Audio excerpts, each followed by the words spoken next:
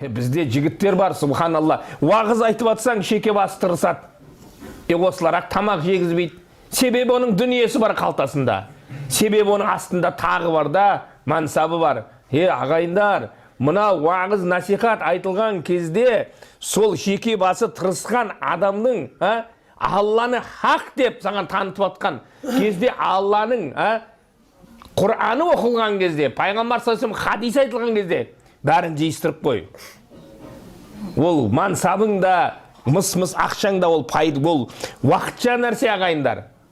Қазақ айтады, шынында шеке басы тырысқанға үш-ақ ауыз сөзбен: өскенді де көргенбіз дейді, бөскенді де көргенбіз дейді. Бөсіп болған соң өшкенді де көргенбіз дейді. Болғанды да көргенбіз дейді, толғанды да көргенбіз дейді. Болып, толып болған соң солғанды да көргенбіз дейді. Асқанды да көргенбіз дейді, тасқанды да көргенбіз. Асып, тасып болған соң сасқанды да көргенбіз дейді. Болды, бітті міне. Қараңыздар, сондықтан біз қаяқтан жаралдық, осыған мән берейік, біз қаяқтан жаралдық. Абу Бакр Жазайри деген ғалым айтады, осы мен адам баласына таңғалам дейді, өзі қаяқтан шықты дейді. Кішкене адам көкірегін керер кезде, тәкаппарлық жасайтын кезде бір қарасында қаяқтан шыққанына дейді. Әкесінің қай жерден шықты ол дейді. Қай жерден шықтық біз әкеміздің? Зәр шығатын жерден шықтық. Қай жерден барып жатты дейді ол? Анасының зәр шығатын жерден барып жатты дейді. Ол сөздің ұяттығы жоқ, ол ақиқат. Сондықтан адам көкірегін, мұрнын шиырып, көкірегін керер кезде қарасын дейді қаяқтан шыққанына дейді. Сондықтан Расул Акрам саллаллаху алейхи уассалам, адамзаттың асылы, екі дүниенің сардары, пайғамбарымыз саллаллаху алейхи вассалам айтады: адам дейді, асып та кетпе дейді, түсіп те кетпе дейді, ортада болыңдар дейді. Ортада болыңдар. Себебі қаяқтан шықтық біз? Ортадан шықтық қой, ағайындар. Ал тәкаппарланатын болса, мына Абайдың биыл 175 жылдығы болып жатыр. Абайды әлем мойындап жатыр, Абайды Европа мойындап жатыр. Сол Абай айтады, сол тәкаппарланған адамға айтады.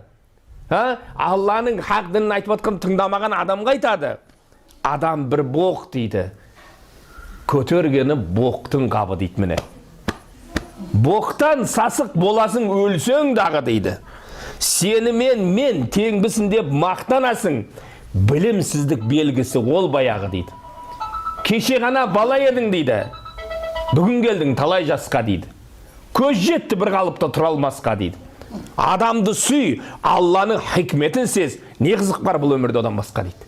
Қызық жоқ бұл өмірде одан басқа, ағайындар. Бір-бірімізді мына өстіп сыйлап, мынау бір-бірімізді танып, бір-бірімізді құрметтеп өткеннен басқа қызық жоқ. Алланы танып өткеннен басқа қызық жоқ. Сондықтан Алла тағала Құр'анда не қыл деді? Вашкурули валя такфурун. Маған шүкір етіңдер да күфір етпеңдер.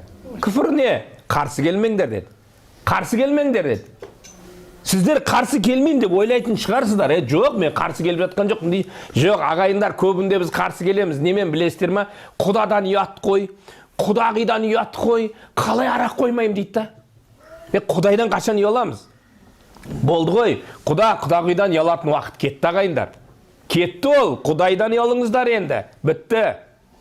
Қараңыздар, харамы болған үйге періште кірмейді деп жатыр. Періште деп жатыр. Харамы болған үйге періште кірмейді. Ал той жасайды, көптен күткен қызын ұзатады, көптен күткен ұлын тойға жаңағы үйлендіреді. Сонда не қылады? Я Құдай деп қояды. Қолына ұстап алғаны шайтанның нәжісі. Құранда нәжіс деп келеді мұны. Нәжіс деген білесіздер ме не екен? Ұлы сөздің ұяттығы боқсыдық дейді. Ненің? Шайтанның боқсыдығы дейді. Қараңыздар, Құранда келіп тұр, Алла тағала айтып жатыр. Мен Алланың сөзін айтып жатырмын сіздерге. Соны ұстап аламыз да, Алла екі жасты бақыт ет дейміз да. Екеуі ажырасып отса не дейміз? Құдай не жазды мен дейміз да. Жазатын сол тойда жазып қойдың. Міне сондықтан, субханалла, некесін қиып, адалдап шығарып салсаң, ертең сол баладан бала туылмайды ма? Альхамдулилля. Қараңыздар, міне, бүгін міне осы үйге келдіңіздер. Дастархан жайылып тұр. Барлығы тұр ғой, қараңыздар, бәрі тұр. Енді сол нәжіс тұру керек осы жерде. Береке де қашып кетеді. Ол істеген барлығы мынау садақа болмай қалады мынау. Қараң, мынау жария садақа дейді мынаны. Мына жария садақа, адам баласын дейді, Алла субханалла тағала Мунафиқун сүресінде айтады. Дүниеге қайтарсам не істер едің деп сұрайды екен. Не істер едің дейді екен. Сонда намаз оқып келер едім, хажыға барып келер едім, қараңыздар, ораза ұстап келер едім, Құран оқып келер, үйтіп айтпайды екен. Бірінші айтатын сөзі, я Рабби, дүниеге қайтарсаң, мол-молынан садақа беріп келеді деп айтады екен да. Садақай раддул бәлә дейді пайғамбарымыз. Садақа түрлі бәлені қайтарады дейді. Қараңыздар, ал енді мынау беріп атқан Шадиярдың садақасы. Анасымен екеуі дастархан жайып, міне мынау марқұмдардың атынан деп садақа атап жатыр да. Бұны жария садақа дейді. Ал енді осы жерге қазір үйге кіріп жатырмын ғой бір. 100 граммды қояйық десе бұл садақаға айналмай қалады бұл. Бұл харам дастарханға айналып кетеді. Сондықтан ағайындар, осы мәселеге мән беріңіздер қаптырақ. Құдайы тамақ деген сөз Құдай үшін берілетін тамақ. Құдайы тамақ дейді. Ойлап қалмаңыздар, тек қана жаңағы біреу қайтыс болғанда береді деп. Жоқ. Құдайы тамақ, Алланың разылығы үшін. Мәшине алдың ба, Құдай тамақ беріп жібер. Әлхамдулилля. Қызыңды шығарып салдың ба, Құдай тамақ. Өл тірісі деген білесіздер ме не екен? Қызды шығарып салғанда, өлі тірісі деген шүкір өлілерге және тірілерге жаят дастарханды. Өлі тірісі деп қазақ айтады бұны. Дұрыс па? Міне даналық қайда жатыр? Міне даналық. Біз өлі тірісінің аяғына 100 грамм тұрамыз да, Алла сақтасын да. Не болды сонда ол? Сондықтан ағайындар, вашкурули вәлә тәкфурун, маған шүкір етіңдер да, күфір етпеңдер деді. Күфір етпеңдер деді. Сондықтан ағайындар, бұны мен неге айтып жатырмын? Бүгін мына жайылған дастархан, бұл Алланың қалауымен қуанышқа жайылып жатыр да. Ата бабамды еске алайыншы деп мына қаншамасына мынау қараңыздар.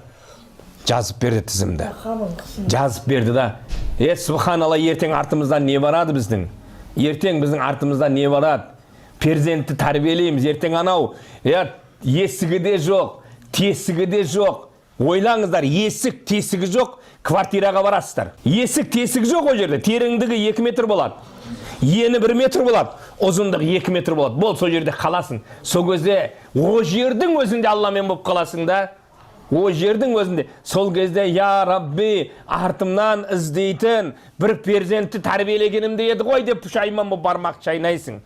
Міне қазағымыз 70 жыл бойы Құдайды жоқ дегізгеннің өзінде үйінде хатім Құранын беріп келді ғой, дұрыс па? Хатім Құранын беріп келді. Соны жоққа шығарып жүргендер бар қазір, Құдай сақтасын да. Біз бала күнімізде хатім Құран дейтінбіз, білмейміз ғой еді. Сөйтсек хатмел Құран екен да, бұл қараңыздар. Хатім Құран береді екен да үйінде. Қараңызда, соны жоққа шығарып жүр қазір. Алла сақтасын, ол деген өлілер естімейді ғой, пәлен ғой, түгілен ғой деп білгіш болып жүргендер көп қазір. Ағайындар, өлілер, субханалла, пайғамбар саллаллаху алейхи вассаламның хадисі бар. Сендер естімегенді естейді деген, бірақ жауап қайтарылмайды деген.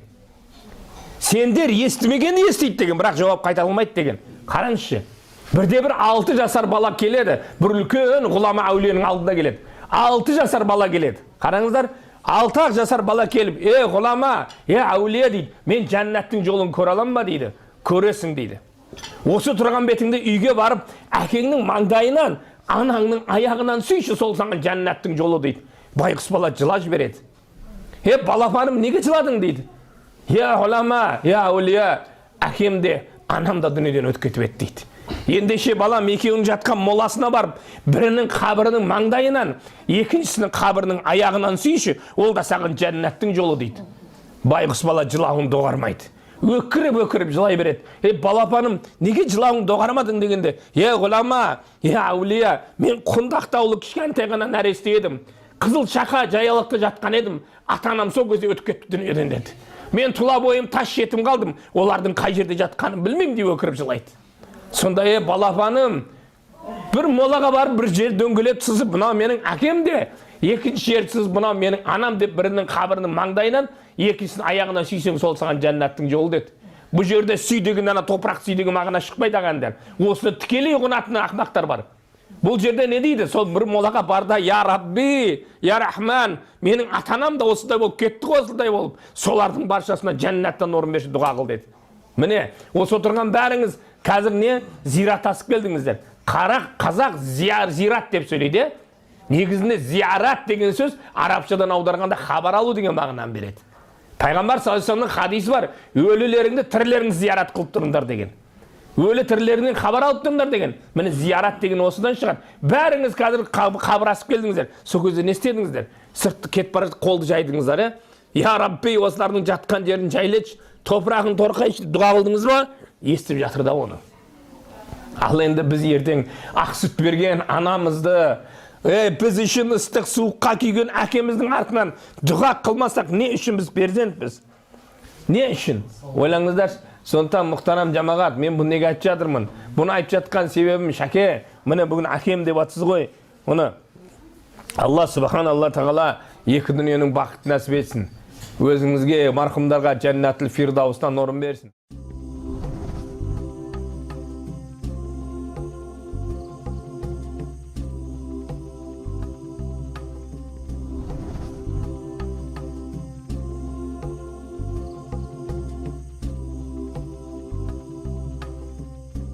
Әл-Маруа компаниясы.